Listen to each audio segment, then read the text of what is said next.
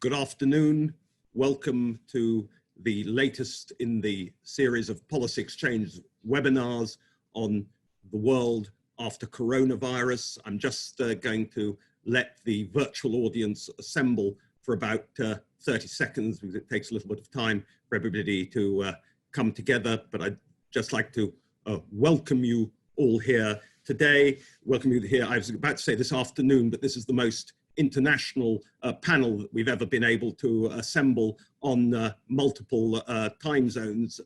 We've of course our distinguished UK participants, Lord Hague of Richmond, former Foreign Secretary, and Lord Wood of Anfield, previously Foreign Policy Advisor to Gordon Brown and Chief Policy Advisor to Ed Miliband, successively Prime Minister and leader of the Labour Party.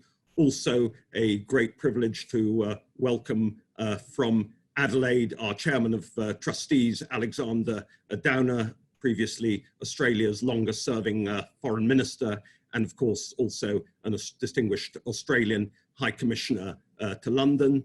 Delighted also from the other end of the world, moving in American terms further westward to welcome Julianne Smith, who works for the German Marshall Fund of the United States, but was also previously Deputy National Security Advisor and Acting National Security Advisor to then Vice President Joe Biden. And also a great pleasure to welcome from the West Coast, you win the prize for an early rise to Lieutenant General H R McMaster, previously known of course to all of you as National Security Advisor to President Trump. Welcome back, and thank you to all of you for your time and friendship through the years. I'm just going to take you all quickly through everybody. All our panelists are going to speak for 5 minutes, and then we're going to open it up to this virtual audience for questions. We had a very good discussion last week on the economy, as I say, with all of the leading UK participants in the 2008 crash, Mervyn King and others.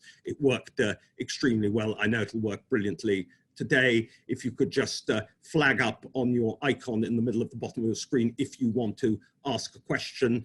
As I say, though, I'm sure there'll be a huge number of people who want to ask questions, so I hedge everybody with the words that not everybody will be able to ask a question, but we're going to try, obviously, and accommodate as many of you as we can. So as I say, please put your virtual hand up on that icon in the middle of the bottom of the screen. So thank you, William. Thank you again for coming here today. Look forward to hearing what you've got to say on the great theme of, where now for China policy after coronavirus. Well, thank you very much indeed, Dean, and hello to everybody listening to us this afternoon. Of course, there are some immediate implications about China policy of the COVID-19 crisis. It's very important for the consumption of and trading in wildlife to end in China and the rest of the world, unless we are to see this repeated many times in the future. It's very important for data to be shared fully when a worldwide pandemic arises. These are obvious and immediate implications, although they have to be acted on further. But in my view, this crisis reinforces the case for two major pillars to be established for Western policy towards China. The first arises from the fact that China isn't going to play by our rules. And that means that we cannot possibly be strategically dependent on China in many respects, including on technology. But the other important pillar arises from the fact that we can't solve global problems without China. And global problems are some of our most pressing and obviously most existential. And indeed, again, the COVID-19 crisis is an example of such a dramatic world crisis. So we can't be dependent on China, but we can't be without a framework of cooperation with China. We have to make sure we're strategically independent, but we have to have a way of working with China. And so these, to me, are the two essential pillars of Western policy towards China. And it seems to me that the United States at the moment is pursuing the first, making sure we're not strategically dependent, without the second, to have the framework of global cooperation. And that many European countries are pursuing large parts of the second without the first. And the result is that the West overall is uncoordinated, incoherent, and ineffective on this subject. Another minute or two on each of these two pillars. Why is it so important not to be strategically dependent on China? Well, that's because clearly it has different politics, a different system, a different view of personal freedom and privacy, of political democracy, of business competition. For a while, I think we assumed earlier in this century that China would turn into a version of us, that it would become a great, a vast form of liberal democracy. Well, that hasn't happened. It isn't going to happen in the foreseeable future. So we can't be dependent on technology from China into the future. That the UK has been caught in a very difficult position on Huawei as a result of that. But we can't have supply chains that are dependent forever on China. That is exemplified by this current crisis. And we have to have regard to future technology and resources. All the argument about Huawei, but are we thinking about battery technology in the future? Here in the UK, we're preparing for an age of electric transportation. But which country is getting ahead with battery technology? China. And which country has state-owned enterprises that have been buying up the production of the necessary rare earths like cobalt and lithium in the world? China. And so our economic and environmental policy isn't in line with a security policy. Final word about why we need the other pillar of global cooperation. We can't solve any of the world's problems without China. The biggest of those problems is climate change. China produces 27% of the world's carbon emissions. There is no hope of dealing with this issue without China. Of course, this would require the United States to take responsibility and leadership in this area as well, in order for the two greatest emitters to come together on this. But really, Western policy should be based not only on being strategically independent of China, but on trying to advance global agreements on climate change, on other issues, on working together on other issues such as antibiotic resistance, that we're obviously reminded of by the current crisis, and then trying to champion together future arms control agreements, better work together on helping developing countries, and even in the longer term future, agreeing to make major technological advances available to the whole world so that we do not have to be in an arms race about them. Now, that may be an unrealistic vision at the moment, but it's something we should at least begin and at least attempt. So I hope that when G7 foreign ministers or any other group of foreign ministers or heads of government of Western countries meet together, they ought to focus their attention on these two pillars of policy towards China. Thank you. William, thank you for that presentation. Very gratefully received. Julianne Smith from Washington. Okay, thank you very much for the invitation. Just to follow up from those remarks, everything, I would certainly agree with everything that was just said. I do think that before the coronavirus hit the global stage, the transatlantic relationship on China had been essentially distilled down to a single issue. And we were focused very heavily on this debate about 5G. And I want to just say two things about that. One, I think that was far too limiting in terms of a scope. There's so much more we could be talking about as transatlantic partners on this issue. But I also was worried before Corona hit that the transatlantic partners, our friends in Europe in particular, felt like the 5G issue was something that had only been identified as an issue that President Trump was concerned with. And my message to our friends in Europe and across England today is that there is enormous bipartisan consensus on this question of 5G. Democrats and Republicans across Washington have collectively moved to the right. You'd be surprised how much bipartisanship there is on this issue across this town. Of course, we can argue about our views on things like decoupling and a whole range of issues as it relates to China. But on this particular question, I think Democrats and Republicans believe that there are a lot of broad geopolitical consequences of moving forward with working with Huawei and not relying on a different set of suppliers. I think there are broader questions there about the value set that this debate represents. And I think collectively, Republicans and Democrats would like to find some sort of Western solution to this so we can not only work on this issue, but then widen the aperture to this whole array of issues that were just listed.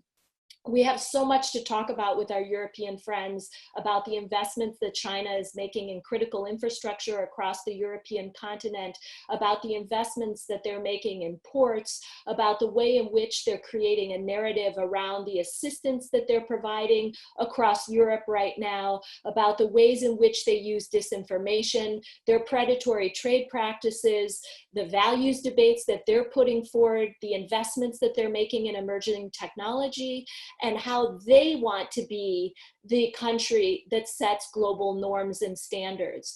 I think we've got to do a 180 on that and ensure that we not only bring Europe and the United States together to address everything that I just listed, but that we also bring in other democratic nations around the world, including our friends in Japan or India or Australia, so that we can work collectively to preserve the values that we hold dear and put ourselves in the driver's seat to set the norms that will guide us in the future, particularly on some of these questions tied to emerging technology. So a couple of messages here today. One, we obviously have a lot of short-term concerns about how the coronavirus will affect all of us around the world and how we need to work with China in the future on a vaccine and distribute that vaccine globally. But beyond that, we need to pull in Western nations together to address the more unsavory side of our collective relationship with China. And again, get at the heart of some of these challenges that are associated with China's rise. So with that, I'll leave it and turn the floor over to some of the other speakers. Thank you. Brilliant. Thank you, Julianne. Really, thank you for that really arresting presentation. Alexander Downer, from the home team, as it were, here at Policy Exchange. Welcome. Well, thanks very much, Dean. I hope you can all hear me quite clearly. I've said for a long time that the most important geopolitical issue in the world today is managing the rise of China, and I really agree with those comments about the importance of Western countries, which does include Japan, South Korea and Australia, not just the transatlantic countries, working together and developing a much more coherent set of policies to manage the whole issue of the relationship with China.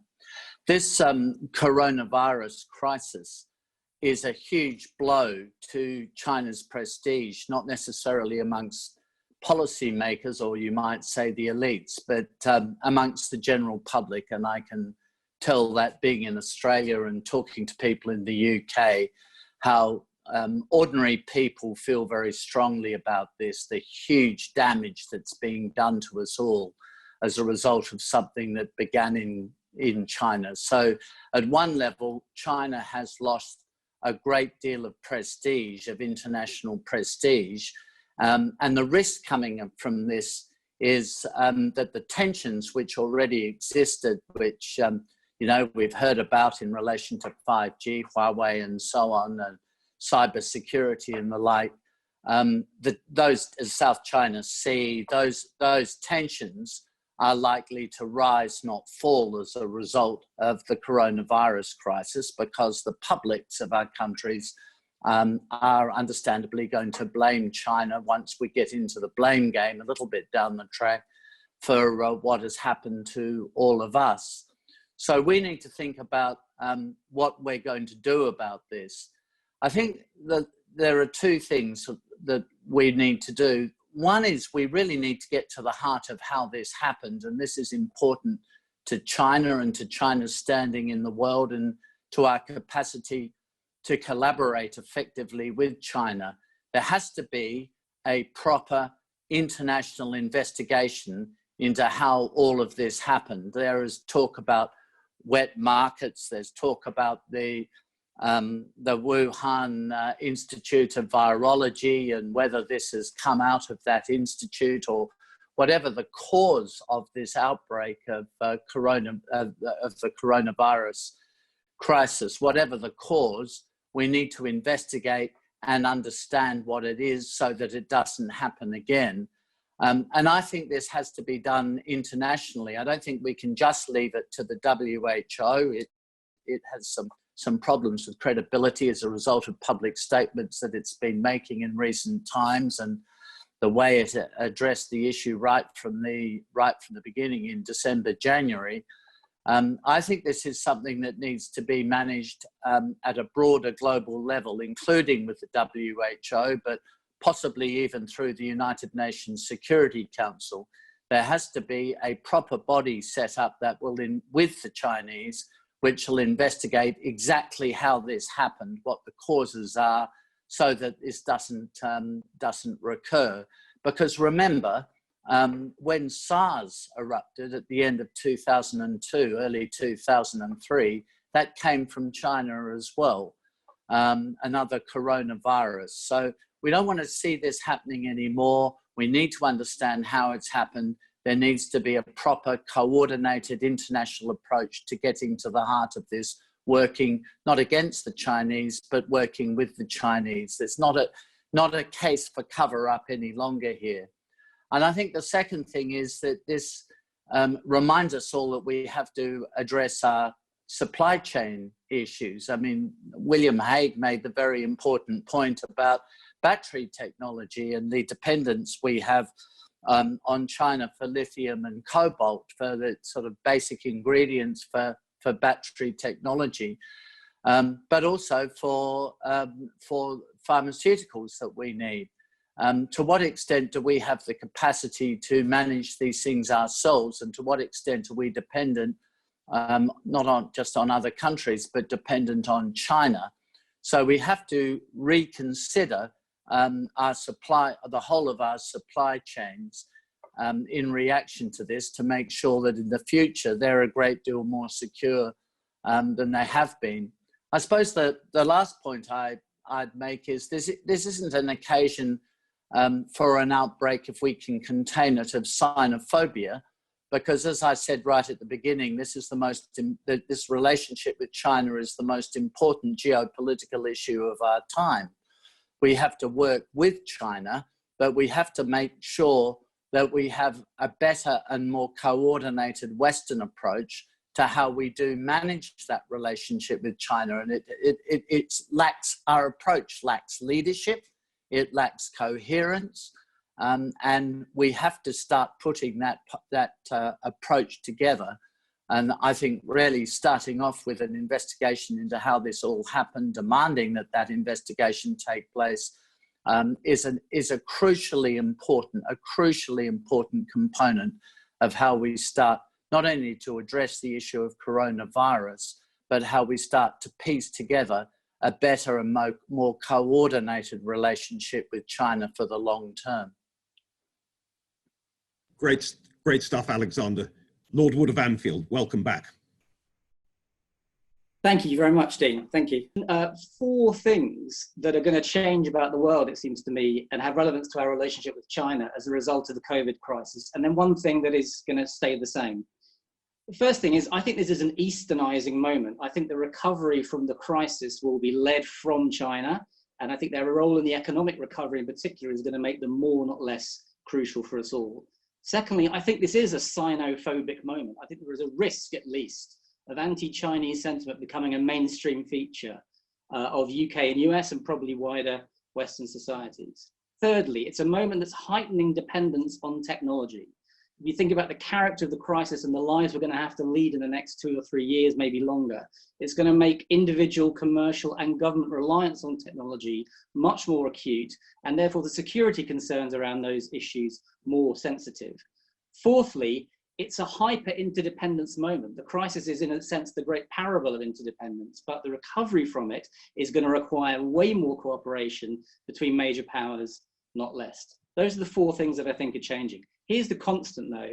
China's, what you might think of as China's soft expansionist strategy, is going to remain strong. And if you believe, as I do, UK intelligence sources who've been briefing publicly the last few days, it's going to get more stronger still. This is control or attempts to control foreign opinion, the control of Chinese citizens abroad, attempts to use technology for Chinese national interest purposes, economic assistance with greater conditionality. And all of that comes on top of, as William Hague said very eloquently, behavior over the COVID crisis, not just on the virus origins, of course, but on the transparency about victims and death numbers, which I think we all regret deeply. And then you also have issues like the Uyghurs and domestic repression, about which Western governments, to be fair, President Trump has spoken up about this. Our own government, I think, has been very quiet here in the UK. I think all this has to change. So the two lessons of all this for me, and it's very much parallels what William Hague was saying. Firstly, we have to have a much more hard-headed approach on those issues where security interests dictate that we stand up more robustly. We have to be much more vocal on issues like the domestic repression, on security interests like Huawei, where I agree with William very much. We have to stop ourselves being intimidated by anxiety about possible economic revenge from Beijing in standing up on these issues. And I also very much endorse the recommendations of the Hoover report from last year on the steps we need to take to protect the integrity of domestic institutions, civil society institutions, educational institutions that have partnerships with China and take on Chinese liaisons. All that is good, but, and this is the second point, we must be really careful not to let that self-interested, robust approach bleed into an excessive, indiscriminate hawkishness. And to quote another letter from the Washington Post, the 80 experts last year who wrote into the Washington Post, they wrote, "China is not an economic enemy or an existential national security threat that must be confronted in every sphere. China-West relations are not zero-sum in the way some people think, and we shouldn't force other countries to confront a zero-sum relationship between the West or the US and China. It's not a zero-sum choice that they would recognize. It's not clear that Chinese economic offers are going to be resisted if we force that offer." So 3 quick lessons from the economic sphere we need to learn, I think. One is we have to have a very hard-headed approach to Chinese financing of Western debt, the security dimensions of corporate engagement in the West, and trade, terms of trade. I'd like to see the West use the WTO to complain about Chinese practices much more rather than bypassing the WTO. Secondly, there is an emerging catastrophe in the developing world after COVID, particularly with debt, and we will need China's help, and we will need to work with China in order to cope with that escalating nightmare of the indebtedness of the developing world. There is no alternative but to work constructively with China, given their role, particularly in Africa, on that one. And lastly, again, a point from the Washington Post letter, I'll finish on this. We have to try and seek to engage China in multilateral institutions much more. One of the things that scares me most coming out of this crisis is how not fit for purpose our international institutions are at the moment. We will need them most. But we need to work not just with China and existing international institutions, but encourage the new kinds of international institutions like the Asian Infrastructure Investment Bank, the New Development Bank. We need to be constructive about China's engagement in those kinds of multilateral fora as well. So for me, the key is hard-headedness on the one hand, but combined with trying to bend the character of interdependence with China and the institutions that will enable that to happen in ways that produce stability and prosperity for both of us. Brilliant, thank you. Gentleman McMaster, welcome back here. Thank you for your friendship through the years to us. We remember with pleasure your appearance on our platform in Washington with Sir Mark Sedwill, the only time the two holders of the National Security Advisor jobs in both the US and UK have appeared together ever on a public platform. Welcome back. Look forward to hearing what you have to say. Well, Dean, what a pleasure it is to be with you, and thank you for the tremendous work the Policy Exchange does, work that I've drawn on across my whole career, especially in that last job. It's really great analysis that you provide us with, and thank you for the privilege of being with such a distinguished panel to talk about a very, very important topic today. I just first would like to say I'm so glad to see that the Prime Minister is recovering. It's a great relief to all of us in the United States, those of us who know him personally, as well as all of us who have a special place in our heart for the UK-US relationship. So I know that the UK is going through a difficult time as we are, and and our thoughts and prayers are with all of you. Hey, I just want to say, first of all, I think that Edward Lucas got it exactly right yesterday in the Times. It is time for us to end our self-delusion about the Chinese Communist Party. And I really appreciate Julianne's comments on this. There is tremendous bipartisan consensus in the United States, I believe mainly because we recognized that the assumptions that underpinned our approach toward China, at least since the end of the Cold War, were flawed, were wrong. And that is in particular the assumption that China, after having been welcomed into the international community, welcomed into the international economic order, especially with membership in the WTO, would play by the rules. And as China prospered, it would liberalize its economy and then ultimately liberalize its form of governance. Well, China actually isn't playing by the rules and has not liberalized its economy. In fact, has doubled down on unfair trade and economic practices associated with its statist economy. And far from liberalizing its form of governance, the Chinese Communist Party is perfecting this Orwellian surveillance police state internally and becoming more and more aggressive externally. Why? Why did we get this wrong? We got it wrong because I think we failed to give adequate attention to the ideology and the emotions and the aspirations that drive and constrain the Chinese Communist Party's behavior. And I think when we talk about the problems that we have with China, we should distinguish between China writ large and the Chinese people and the policies of the Chinese Communist Party. And so we ought to consider what is driving that party. And I think what we all might agree to is that this is an authoritarian dictatorship that is trying to extend and tighten its exclusive grip on power.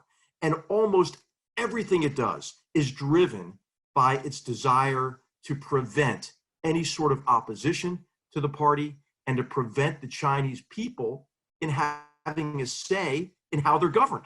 And so we have to see the party in this light because it drives not only their internal policies, such as the internment of at least 1 million people in concentration camps in Xinjiang.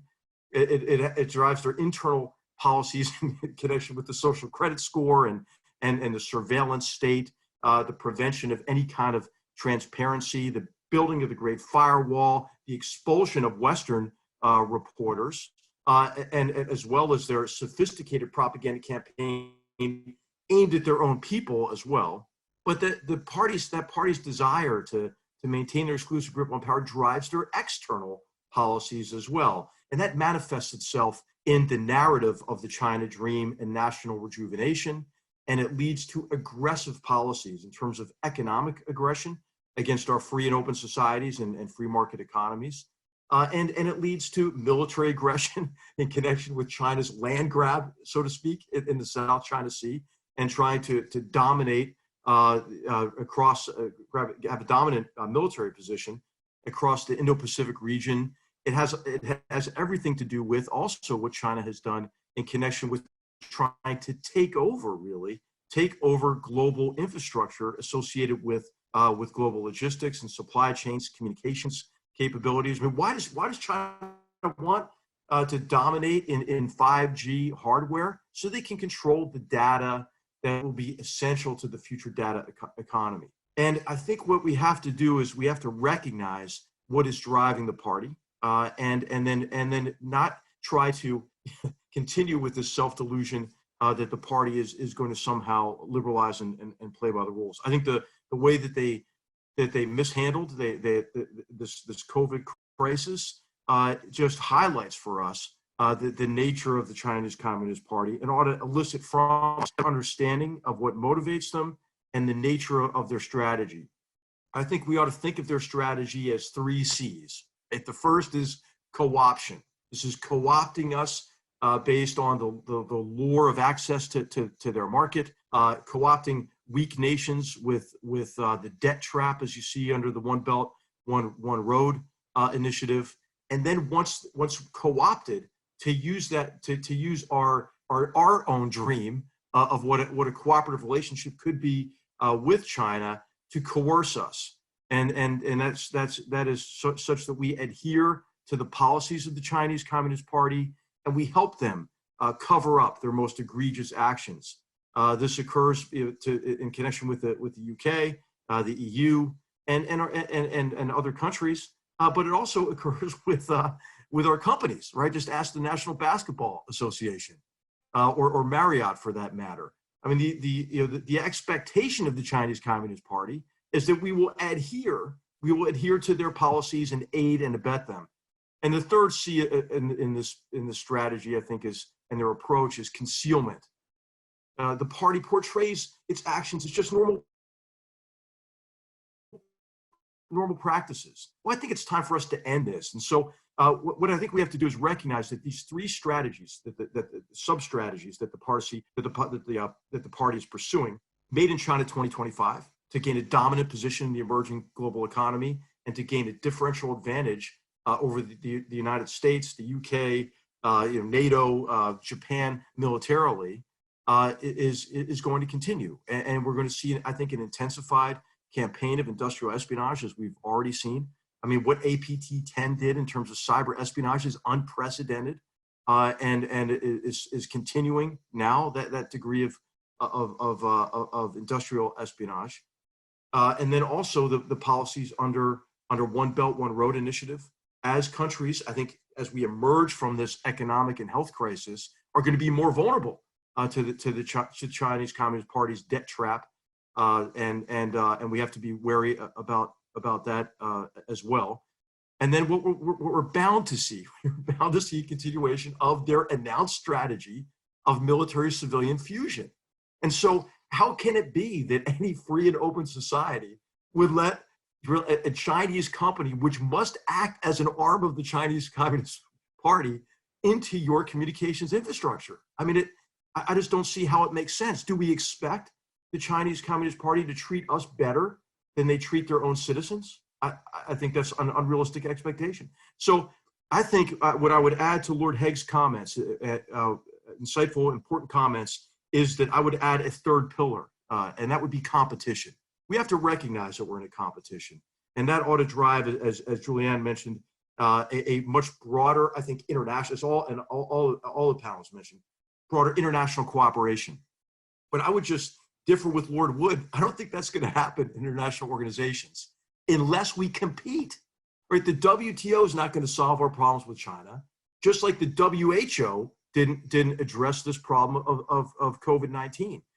There's no prize for membership in these organizations because China is actually infiltrating and subverting those organizations to try to bend them toward the policies of the Chinese Communist Party. And so I think competition is what I would add to the discussion.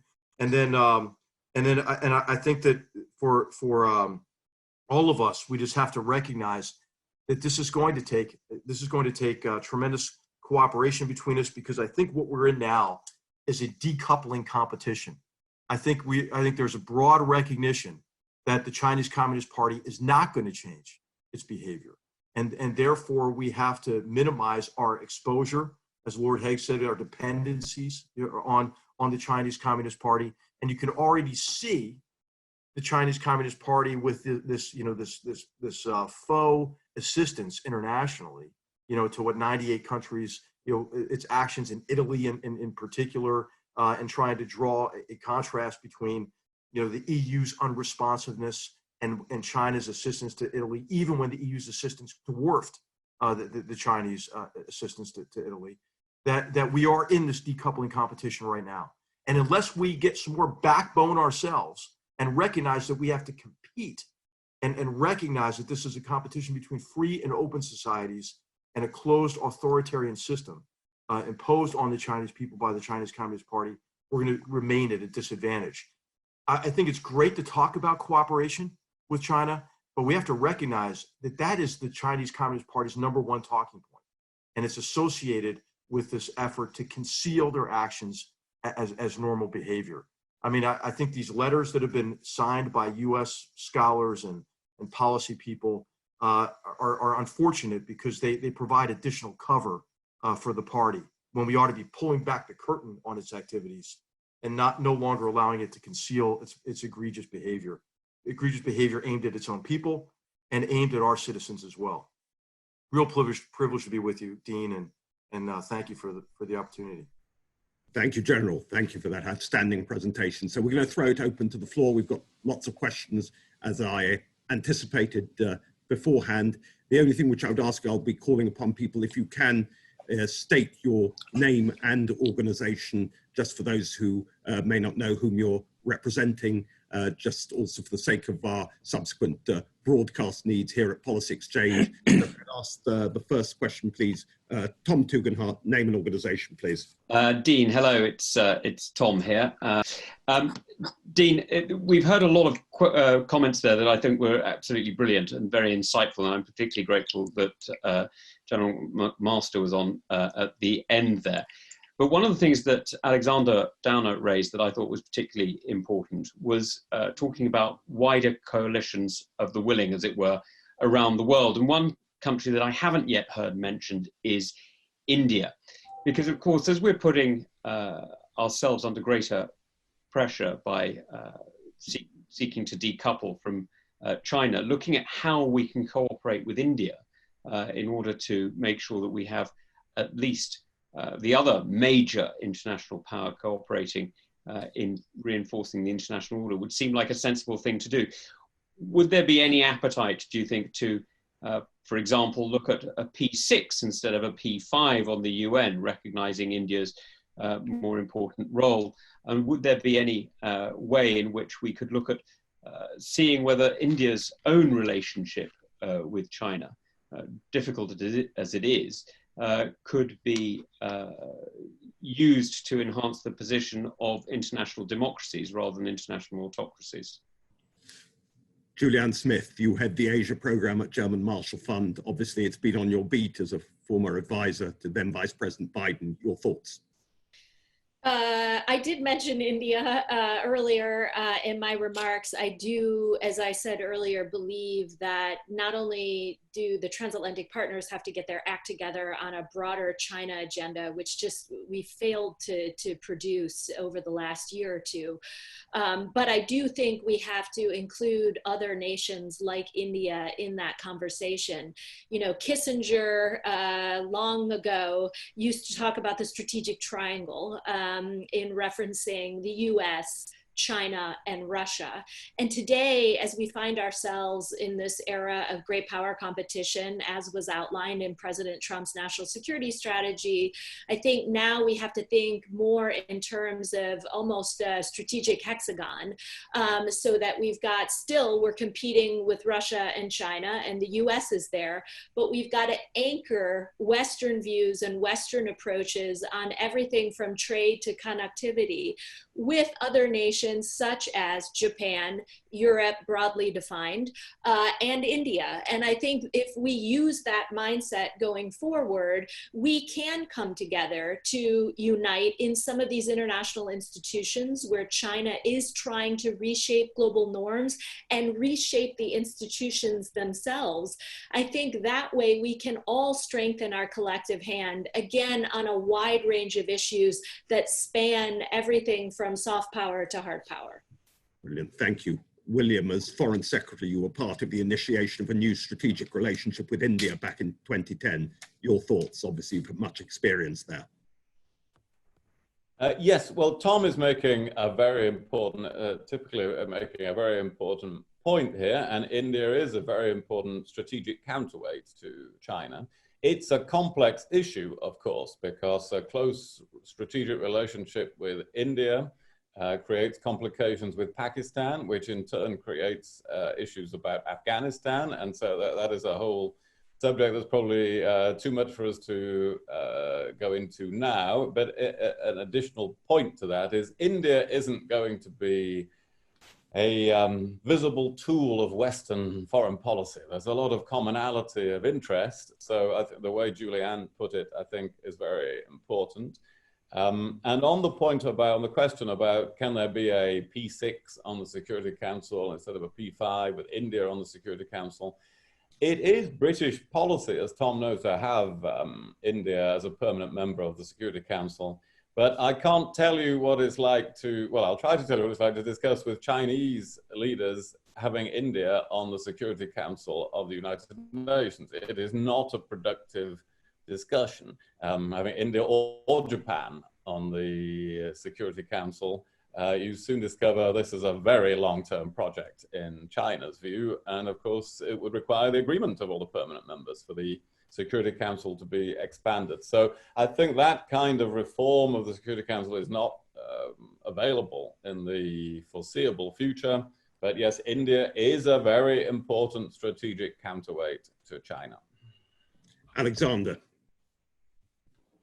Well, I agree with that, though I think the fundamental priority here is to try to get the Western position much better coordinated than it currently is in relation to China policy. And India has a pretty independent foreign policy. It's one of the founder members of the non-aligned movement, and it prides itself on being non-aligned. So in that sense, it doesn't quite fit in with the West in ways that some of us in the West might like India to do, but India itself won't want to lock in that firmly with the West.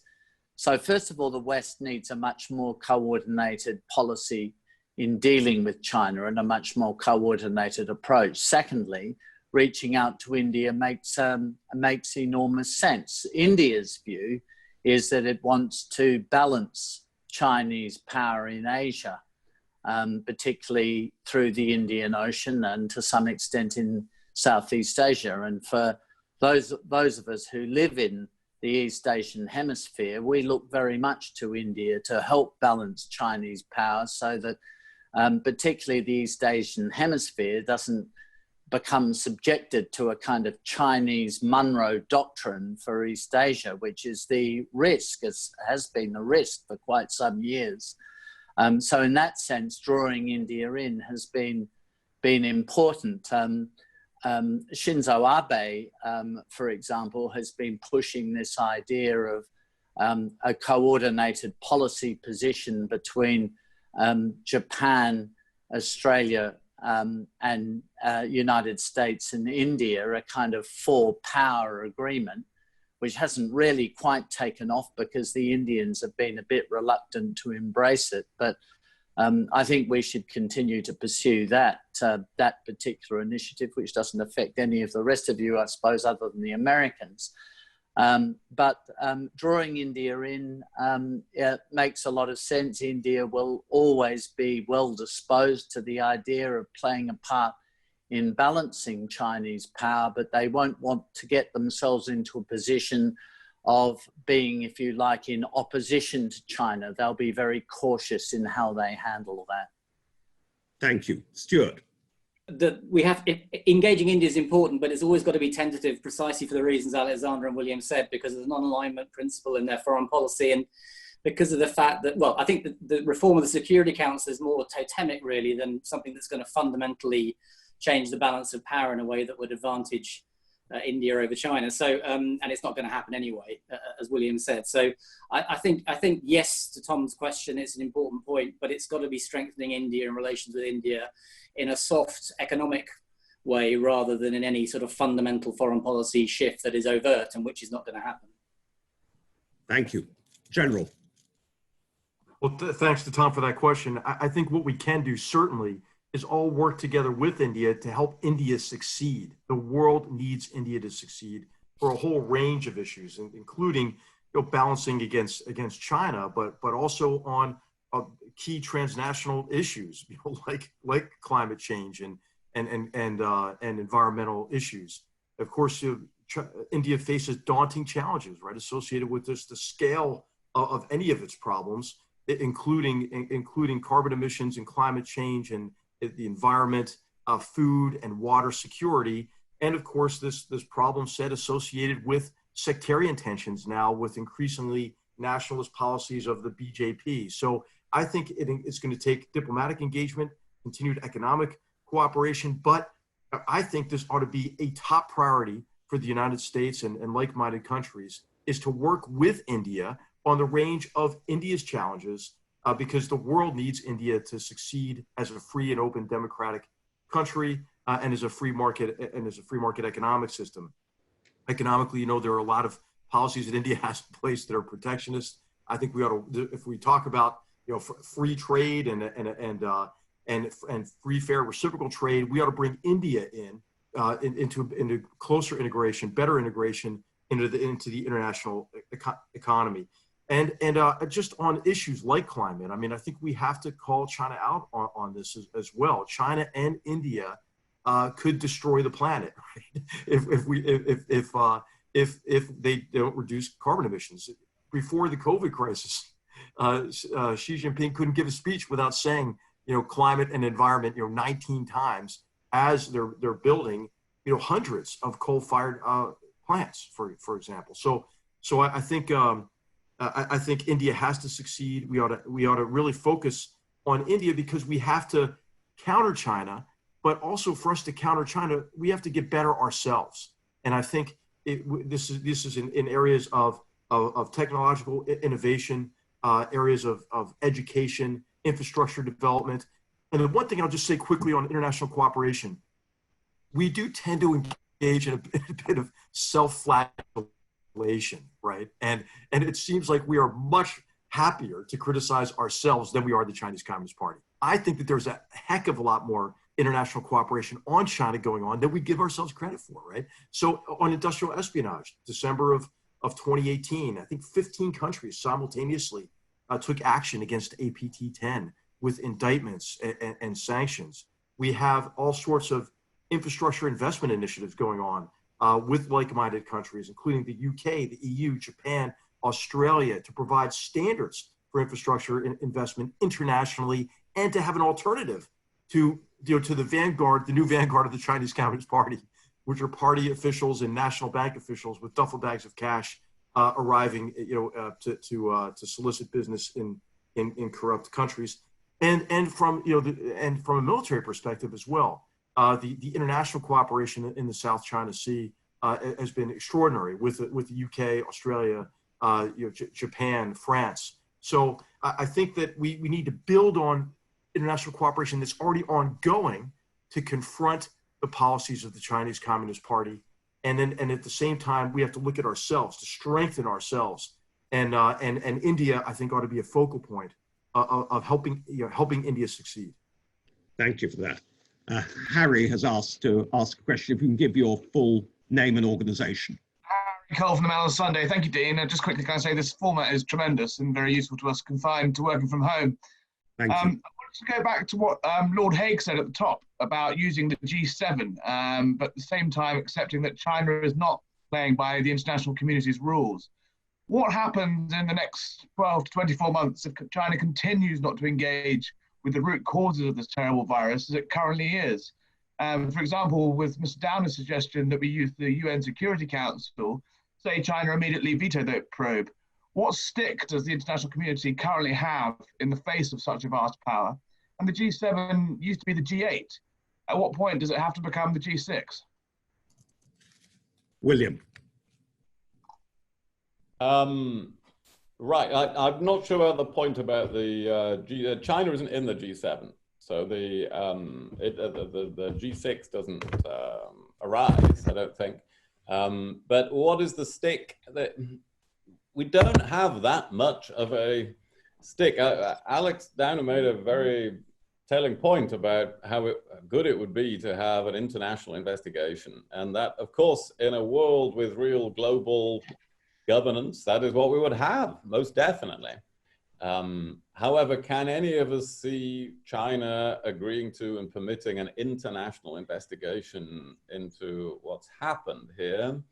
I think that's very unlikely. And of course, there have been coordinated attempts by China in social media and other routes to spread ideas that it was somebody else's fault, including the faults of the United States. I think those have been rather clumsy and easily exposed attempts. Well, that's not the behavior of a country that is going to allow an international investigation. Nevertheless, you can also see that the Chinese have a very good idea about what's caused it.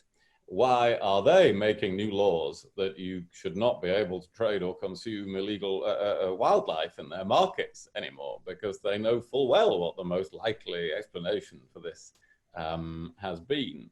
And so I think there isn't a stick to force those things. It reinforces the point that there has to be some framework of global cooperation. And we should be saying to China, as well as having the hard-headed approach that I think everybody, all of us have advocated, we should be saying we need to cooperate more closely on these things in the future. Let us have an international pandemic unit that is spearheaded by the United States and China.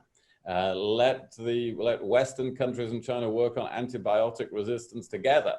All of these, this is the agenda that we have to present in the future. China can say no to that, but it would be under immense global pressure to accede to those things. So I think we have to be realistic about, sadly, about an internationally agreed investigation and find new ways forward for the future. Thank you. Anyone else want to come in? The question was directed for Lord Hague, but do any of the other panelists want to add anything in response to Harry Cole of the Mail on Sunday? Well, can I just take up William's point about the investigation? I think this is an example of putting China under pressure, and I think in these circumstances, I'm here reflecting the views of the broader Western public who are all suffering quite grievously from this coronavirus crisis. We know it started in China. We don't exactly know how it started. We need to make demands of China. And I think, of course, William's right. They might be pretty resistant to this, at least at first blush, they might be resistant to it. But I think we have to persevere. And the reason I think we need to persevere is partly because of the soft power that comes out of this. I think for China, this is potentially quite a blow to its standing in the world. This is a pretty rough thing to say, but I think we need to ram that home to them. I think we need to make it perfectly clear that if any country wants to trade with the international community and engage with the international community, they're extremely welcome.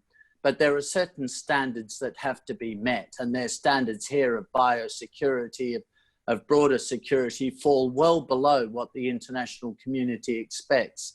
And we need to ram that message home to them in a pretty brutal sort of diplomatic way. And this will, I mean, they can resist that, but it is very difficult for them continually to resist it. And I think it will damage their standing with the broader community, not just with the Western community, but the broader international community, if they continue to try to cover up, assuming they know, but assume they continue to try to cover up how this coronavirus pandemic erupted from Wuhan.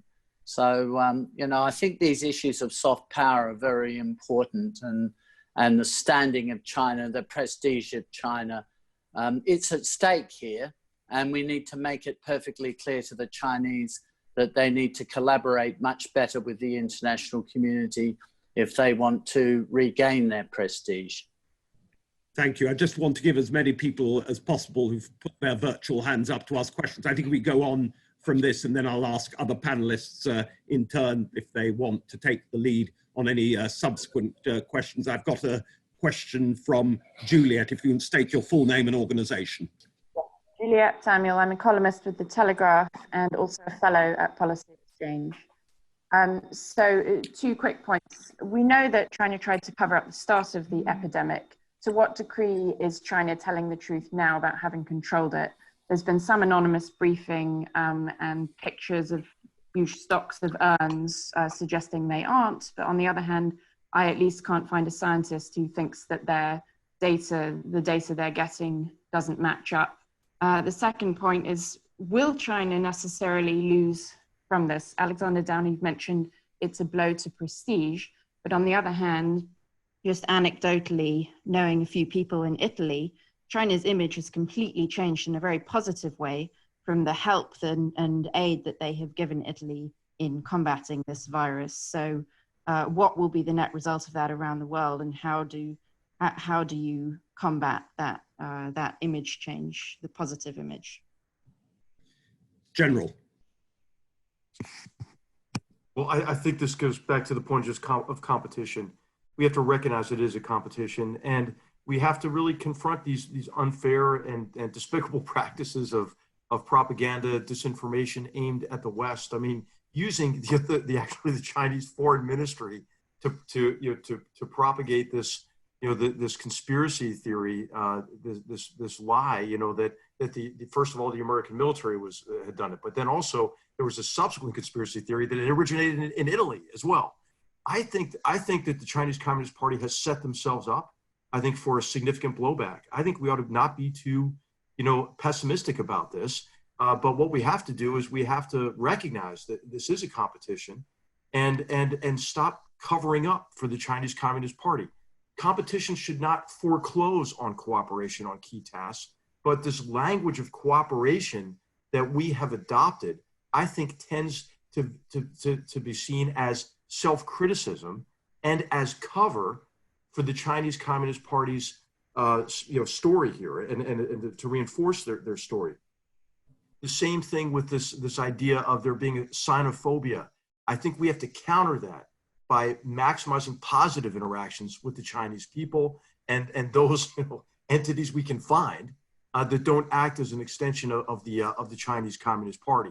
I think more Chinese students, for example, is a good thing in the West, and we ought to ensure they have the most positive experience they can have, as long as we also have some defenses in connection with sensitive research and that sort of thing. But to answer Julia's question, I think that we can counter, I think, what has been a very clumsy effort to use a crisis they had an aid in creating through not only just the conditions within China, but the deception about it, the suppression of doctors who were trying to tell the truth, and the shutting down of internal travel before international travel. I believe all this will blow back on it once we get beyond what has got to be on the Chinese Communist Party. Once we get beyond what we ought to be preoccupied with, I think, which is getting through this crisis ourselves. Thank you. Julianne.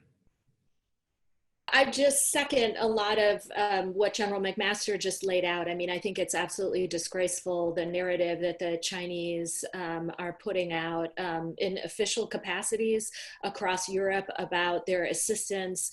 They are also providing, in some cases, faulty equipment. We've had issues with faulty testing kits, masks that don't meet standards.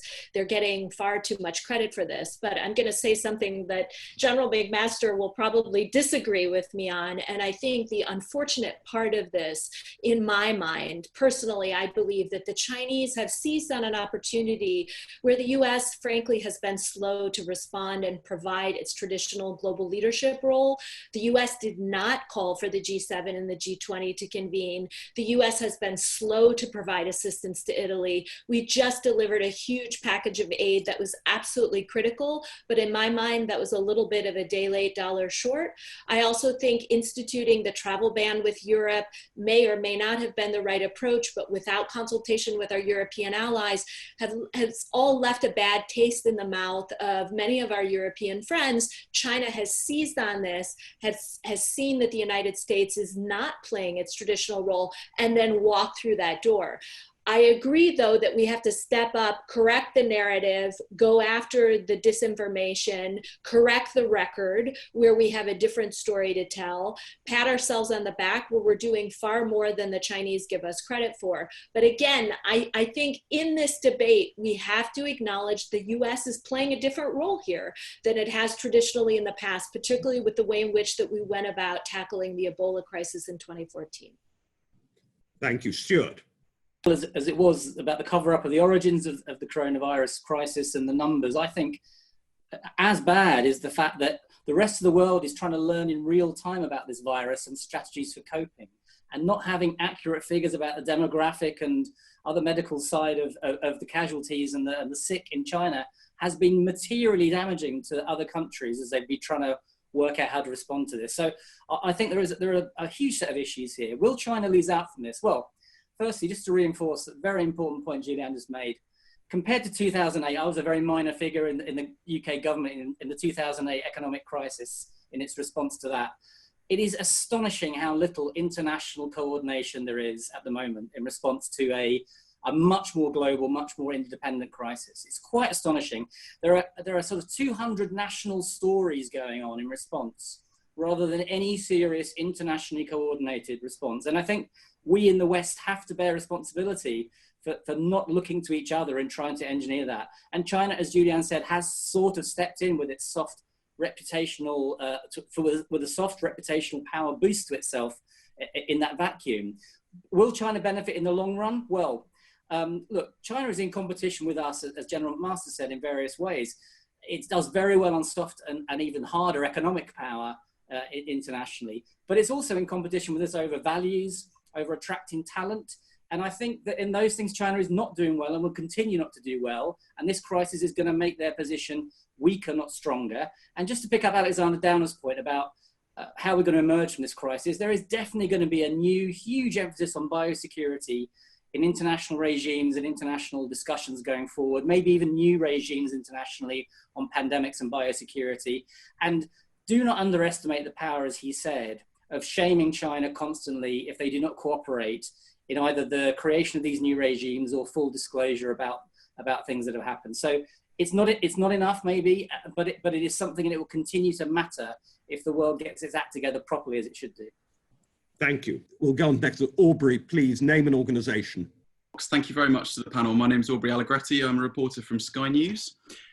We've had some reports overnight in the Times that the Foreign Secretary, in a call with China's Foreign Minister, made a pledge not to politicise the coronavirus outbreak. This was from a readout from the Chinese embassy in London that said that he promised and fully agreed with China that the source of the virus is a scientific issue that requires professional and science-based assessment, which would obviously run contrary to some of the views that we've heard in this conversation, that we do know where it originated, if not exactly how. I was just wondering if the panel could comment on that and whether Mr. Raab potentially needs to take a stronger line publicly on that, because the British government at the moment are not responding to requests on that account. William, unfair perhaps to ask you in the line of apostolic succession, your successor but 5. I don't mind being asked that. I'm definitely not going to criticize the Foreign Secretary on the basis of an account given by China of a conversation that he had with the Chinese Foreign Minister, and I'm sure he said all the right things in that conversation. In any discussion about politicizing, I think it's totally in line with everything we've been discussing on this panel, that we all want, and the whole world will want, the scientific truth about how this arose. Alex Downer has been advocating the international mechanisms by which that might happen. But however it happens, we all want that scientific consensus, if there is one at the moment, including from Chinese scientists in their initial investigations in January, is there is a consensus about where it arose and how it probably arose in terms of the wet markets in Wuhan. But there are alternative theories. I haven't seen a credible theory that doesn't have it coming out of China somehow. So I haven't seen anything reported in what the Foreign Secretary said that is at variance with the world's hunger for that, far from it, or on this panel at variance with that. I think we're all on the same page, including the Foreign Secretary of the United Kingdom. Stuart. Who knows what was actually said, as William said, but if by rejecting politicization, they mean the Foreign Secretary means resisting turning this into a broader moment to be anti-Chinese, or even to or to be complacent about xenophobic possibilities, as it were, of this, then I support that idea. But of course, this is got to be something where we have to get to the truth of it, because it's a material health and security interest for the world. Thank you, General. Well, thanks. I think this is to be expected, right? I think Karl von Clausewitz, the Prussian philosopher of war, 19th century philosopher of war, said that war is an extension of politics. I think we're learning that, at least to some extent, pandemics are an extension of politics as well. And it was the political nature, the nature of the Chinese Communist Party that exacerbated this crisis and probably turned an epidemic into a pandemic. And of course, it is politics is what China is doing, right? Is trying to then use this crisis to bend this crisis in favor of the Chinese Communist Party's interests. And so I think it's important to call China out on this. And this whole narrative of China, being benevolent and helping the world get through this. I agree with Julianne's point that we have to be much more effective at publicizing what we're doing. But I think because we have become so polarized, at least in the United States, Julianne, that we don't talk about really what we're doing together as a nation. Like, for example, the U.S. funded the WHO $900 million, 10 times the amount that China contributed to the WHO, even as China was subverting the organization's effectiveness. In March, President Trump signed a bill that included a $1.3 billion increase in foreign assistance in pandemic response. And Secretary Pompeo, just a couple of weeks ago, announced an additional, I think, $275 million in foreign assistance for at-risk countries, right? It's just, we don't publicize what we're doing. And that's because we are, I think, much better motivated than the Chinese Communist Party. And as Julianne said, a lot of the tests coming out of China are just, they're fake tests, completely fake, not just flawed. And a lot of the equipment is flawed as well. But China is doing this. They're not providing assistance to really help humanity. They're doing it to advance the agenda of the Chinese Communist Party. And I think we just have to be better, at countering the sophisticated political campaign by the Chinese Communist Party. Thank you. Dominic has a question. Name and organization, please. Dominic Lawson, columnist on the Sunday Times and the Daily Mail. First of all, Dean, congratulations. It's a wonderful event and very educative for all of us. I wanted particularly to address my question to General McMaster, but to the others too. General, you were very eloquent about the tyrannical nature of the communist regime. Others have spoken about the need or the lack of a big stick. What do you say to recognizing the democratic, free and independent country of Taiwan? Well, I think that there's no need for us to go beyond the Taiwan Relations Act. What we should do, though, as fellow free and open societies, like-minded countries, ought to reject the coercive campaign by the Chinese Communist Party to isolate Taiwan and to increase pressure and to coerce Taiwan. We've seen this play out in connection with this crisis, right? We saw how effectively Taiwan was able to respond to this crisis. And I think Taiwan is appearing as a greater threat to the Chinese Communist Party because you have this successful, the successful democratic government that dealt very effectively with this crisis, that just went through an election that the Chinese Communist Party tried to skew in its favor and was rejected completely. And I think the biggest threat to the Chinese Communist Party is, of course, there are some people who try to say, well, the Chinese people are not disposed culturally toward wanting a say in how they're governed. Well, of course, that's absolutely not the case when you look at Taiwan or at Hong Kong for that matter. And so I think Taiwan needs and deserves international support now critically.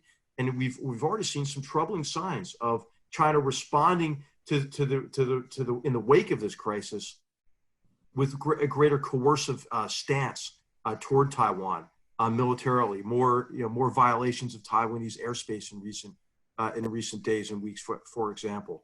So I think we all ought to help Taiwan be as strong as it can economically, and of course, consistent with the Taiwan Relations Act and U.S. policy, to be able to defend itself, to ensure that China is deterred against any kind of a violation of any of the agreement, and is unable, is deterred by denial, concluding it can't accomplish its objectives on Taiwan through the use of force.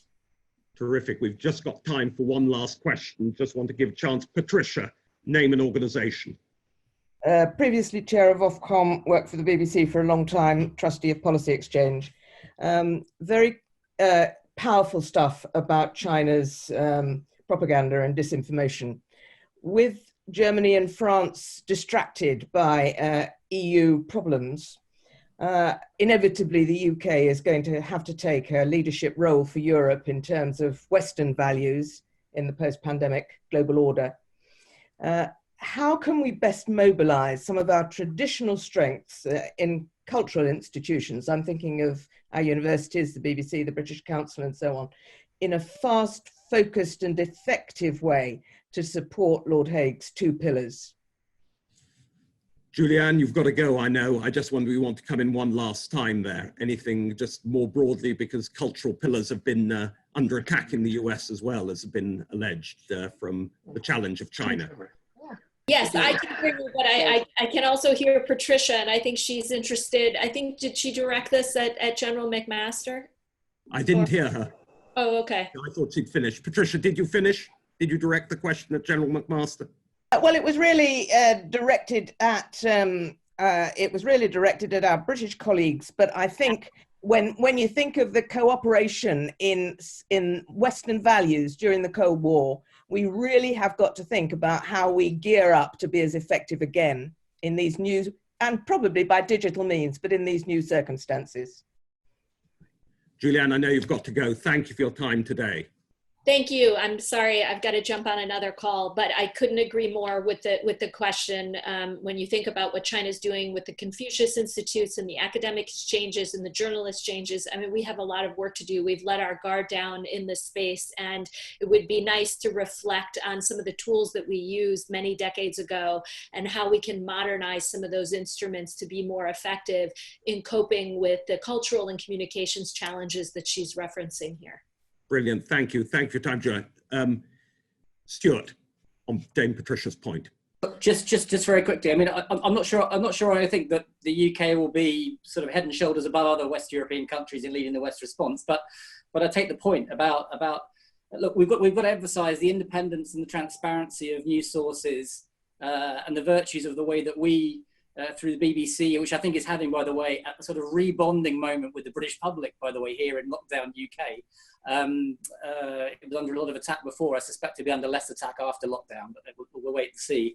But I think those values, which I think are core to our broadcasting and information services, have got to be core. I would like to see Western countries coming together to think about how these values, with the emerging debate about internet regulation and how that is conducted. I think the UK, US, and West European countries need to come forward and start talking together about a common way of doing that, because I think that Patricia's question is exactly right. Thank you. Alexander. Britain has these institutions, but it has something else going for it. Speaking here from Australia as a sort of an outsider, albeit as the chairman of Policy Exchange, it has a prime minister who himself has great standing in the world. And I think this is an opportunity which Britain should take, of providing real leadership to the West in dealing with this problem. And then the Prime Minister's had his own personal experience of coronavirus.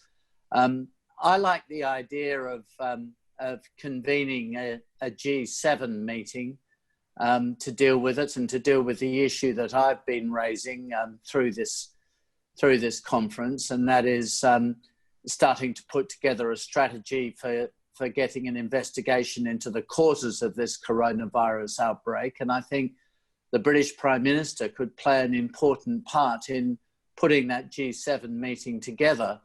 I mean, maybe normally you would expect the American president to do it, but he hasn't done it so far.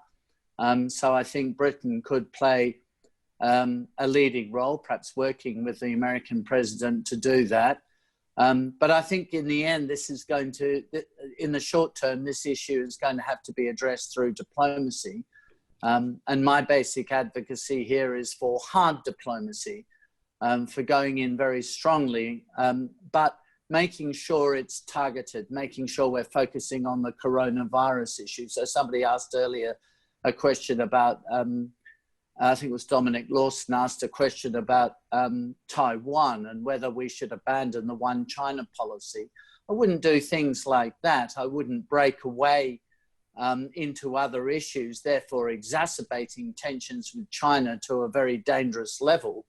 I would focus entirely on the coronavirus issue, and I would try to get the G7 to work together much better on the coronavirus issue than has so far been the case. And Britain's soft power through the BBC and its universities and so on, it is as it is. It's not possible to sort of convene that to do something specific now. But that explains a point that perhaps when you're living in Britain, you take for granted that to the outside world, that is an expression of Britain's influence in the world and soft power in the world. And that can be harnessed, that soft power can be harnessed through some hard diplomacy of the kind I described. Thank you. William, last turn for you. Well, very brief. Thank you to Patricia for that question. I'm glad you like my two pillars of strategic independence from China, but global cooperation.